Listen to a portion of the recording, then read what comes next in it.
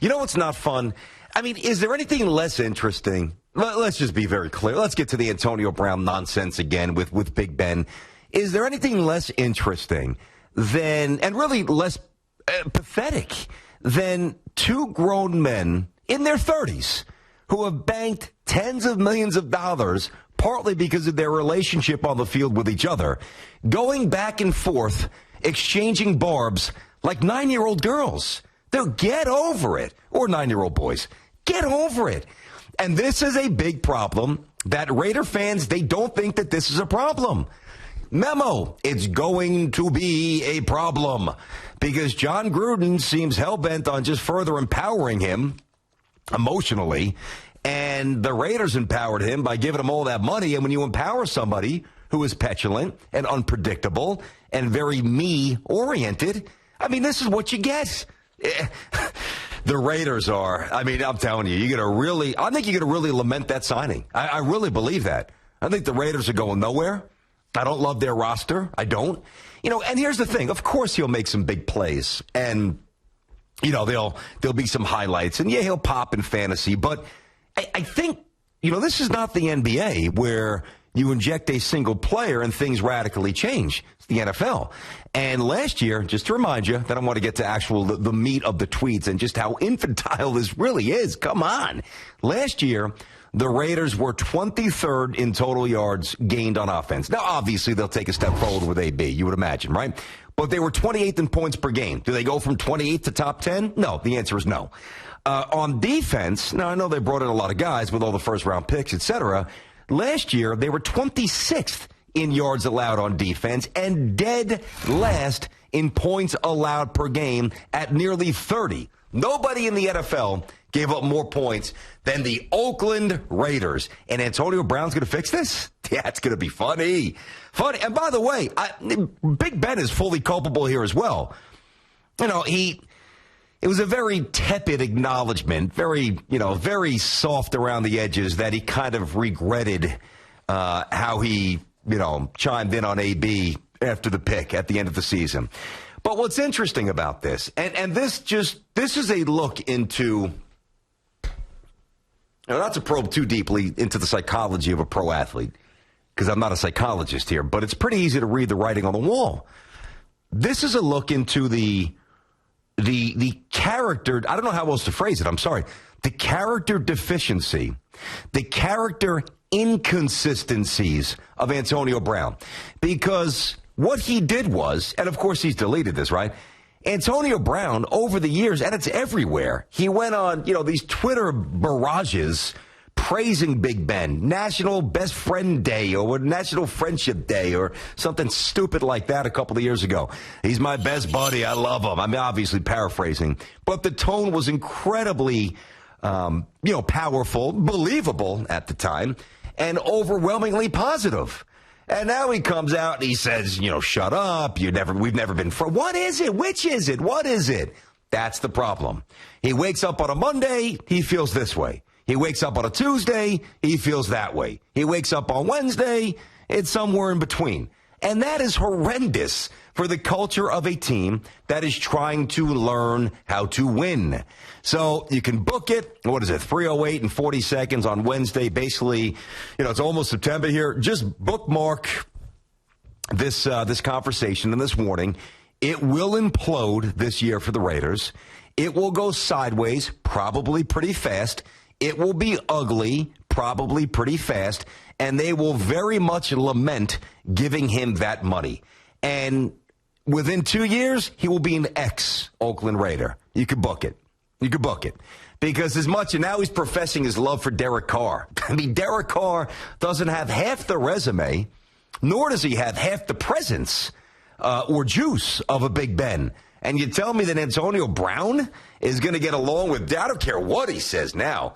Once Derek Carr fumbles, once Derek Carr throws to the Roy. I'm not saying Derek Carr is, not talented. He is. But he's not Big Ben. He's not even close.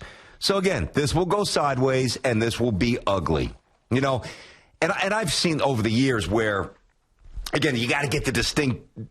You need separation between additions to an NBA roster versus that in the NFL. one guy does nothing to change the culture. Nothing. Now, you might say, really, and well, culture probably more so bottom line. It's such a team-oriented sport. Now, you could say there are examples where that theory or that thought can be tried and really stretch pretty thin. I think Quentin Nelson changed a lot for the Colts. I mean, their offensive line was horrendous. You draft Quentin Nelson, top 10 as a guard, and a lot of people thought that was a little bit overzealous. You know, it's not a tackle. And Quentin Nelson is all pro, not Pro Bowl. He is all pro. Changed a little stuff. It changed things for the Colts. To bring in somebody in their 30s, I don't get this. You know what this feels like? And I can certainly relate to this. He's far more talented than players the Knicks have brought in. But he reminds me a little bit of Stephon Marbury. You know, a little bit of Stephon Marbury. Just emotionally unreliable, you know? And we know what happened with that, you know, at the Garden all those years ago with Isaiah. And that's a guaranteed contract, so they had to kind of suck it up for a little bit and keep him around probably a year or two longer than they really wanted to. But how juvenile is this? I don't know. I understand that there's ego. I get it. Anybody, even in this profession, we all have ego. I mean, the key is to suppress it. The key is to have, you know, having a strong presence of normalcy, you know. He's a ticking time bomb. He's a ticking time bomb, you know. And eventually, he's going to clash with John Gruden. And it's going to be front and center. And it's going to be visible. And it's going to be volatile. And it's going to be fun as hell to watch. Because I warned you. I warned you. Now, Mike, do me a favor. Pop up I did this last week. Pop up the Raiders start. I just want to take you through a journey that I fully expect to happen. Can you walk us through, and just give me 5 or 10 seconds in between each game here, Mike. Give me I believe it's the first 6 are incredibly arduous. Go ahead, go through the Raiders schedule slowly here. Well, the first 6 actually isn't going to be as tough after you see some of the teams they play. They have a bye week in week 6. So it starts out home against Denver. Okay, that's probably a loss, although I can maybe see them winning, but they'll probably lose that game. Then home against KC. Good luck. You're going to get smashed. At Minnesota. Good luck. You're going to get smashed. This one changes a little bit at Colts. It does certainly change a lot. If they're in the right frame of mind and they win that opener, could be a close game. Colts will be favored. It's in Indianapolis. Yes. Yeah, I mean, that's tough, but I hear you. It's changed a bit. Go ahead. And then home against Chicago. I don't like Chicago. I think Chicago takes a bit of a step back this year, more so than most of my peers in this industry. But their defense is a beast, and they're going to be highly competitive. I like the Bears. So we're saying at best, what, 2-4? 2-4. So if they're 2-4, you don't think he's chirping? He's chirping. He's chirping. He was chirping when they were winning in Pittsburgh. That's the thing. If they're so that's 5 games. So 2-3. If they're 2-3, yeah. But he has 100 yards and 10 catches in each of those games or something, you know, and he's ripping it up and playing well with Derek Carr. Do you really think he's chirping if they're losing and he's putting up numbers? I do, because think about this. He was chirping when they were winning, and he was putting up numbers. Antonio Brown, as much as we criticize his demeanor and his inconsistency from a personality point of view and that emotional instability, Antonio Brown, I mean, let's not bury the lead. In terms of being a player, he is not good. He is great. He is all-time great. He is statistically transcendent. Look it up in terms of, volume, in terms of touchdowns, in terms of yards. I mean, he was never overlooked in Pittsburgh, and he still wasn't happy. So, yes, I do think even if he's going for, let's say, 9 receptions, which is obviously an incredibly healthy number. We'll give him 12 to 13 targets, which is an incredibly healthy number. We'll certainly give him north of 100 yards, which is what you're looking for. We'll even give him a healthy yards per reception. We'll give him mid-teens. We'll put him 13, 14. Incredibly healthy. And a bunch of touchdowns. Yeah, he's going to be chirping because he was doing that with the Steelers when they were winning. And by the way, as much as I say he's going to put these numbers up, you have to understand now, where's the Juju Smith-Schuster on the opposite end of the Raiders? I mean, all right, they gave from the Chargers some money, Terrell Williams, right? They gave him 4 years, 44. He ain't Juju Smith-Schuster. And who's Le'Veon Bell? Who's James Conner? I mean, so what does that mean? You double team AB. Not that he didn't see double teams in Pittsburgh, but you can roll over more aggressive coverage. You can blanket him. You could bracket him.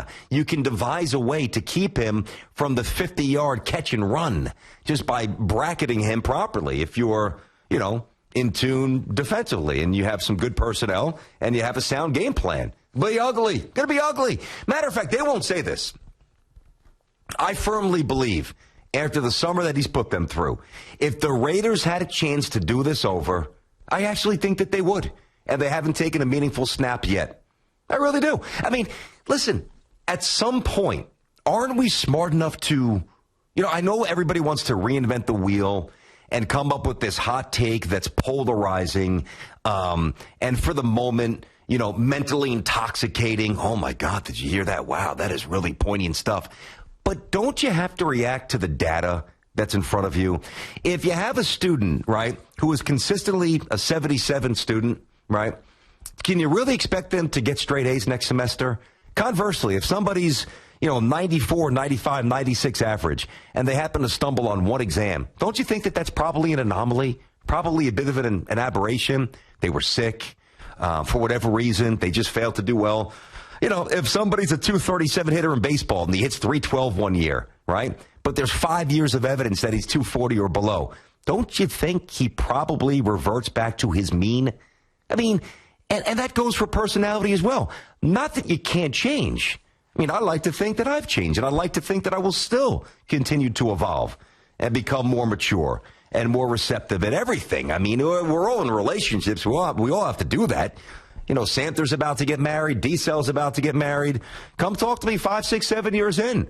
And I know that you guys are marrying the right woman, but you still have to work at it. It's just the way it goes. So we're all trying to evolve.